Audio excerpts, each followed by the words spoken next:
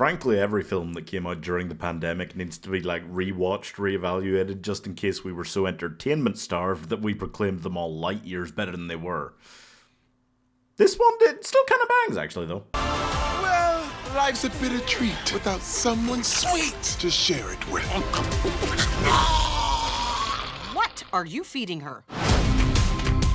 I've been saying for years now, Netflix went on this incredible run starting in like 2019 for animated films where they just let out banger after banger after banger. And I mean, that's kind of fairly true, like watching them back. There's kind of some ups and some downs, but this was weird even for 2020. I mean, 4 kids try to orphan themselves because their parents literally won't feed them, all narrated by Ricky Gervais as a fat blue cat.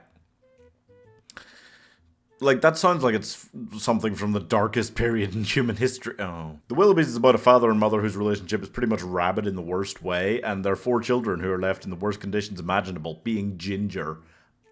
And also they're not, like, fed or anything like that, yeah. So the children decide that they're going to try and orphan themselves by getting their parents killed off by sending them on a round-the-world trip.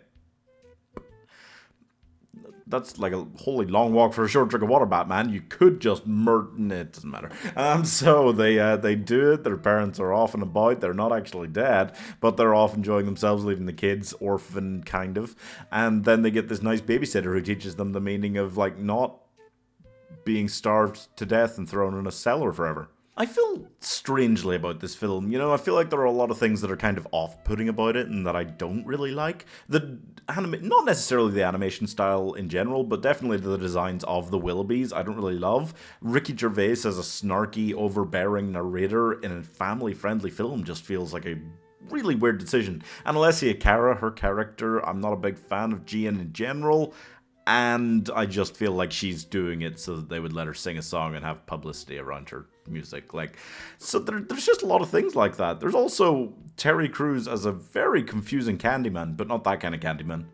And Martin Short gurgling.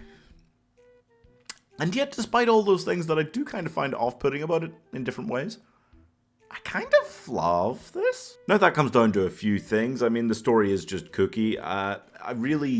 Watching it back, I feel like I really expected it the first time to be quite a straight-up adventure film. And in the same way that Encanto did, this surprised me by being quite different. It's not an adventure film so much. It has elements of that, certainly near the end, but it's this weird ragamuffin, kind of wild, rabid. I think the word rabid is a good way to describe this kind of new modern animated style where things are just nuts and insane just for the sake of it, and yet it's kind of funny and works, you know?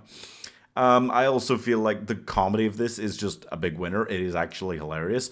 And I even, watching it back, because this is the first time I've rewatched it since it came out, I really felt like, oh, but it's not actually that funny. And, you know, maybe not quite as funny as I was giving it credit for. Maybe not quite as good as I was giving it credit for. But still strong. Also, the side characters. I do feel like for every problem I've got with Tim, and I've got a few, or Jane, who's just an awful... I don't like her as a character, really.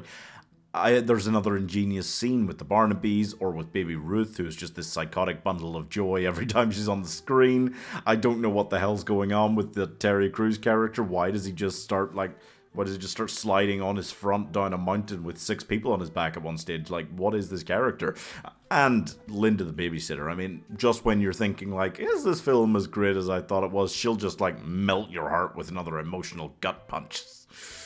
It is good. It has a lot of positives. I do feel like this is somehow I feel like Charlie and the Chocolate Factory and Matilda walked so that Coraline could run. But even that film, the weirdest film ever, Coraline, it never dared to be so bold as to have its main child be ginger. They have so many great things that are nuts, so many not so great things that are nuts in here.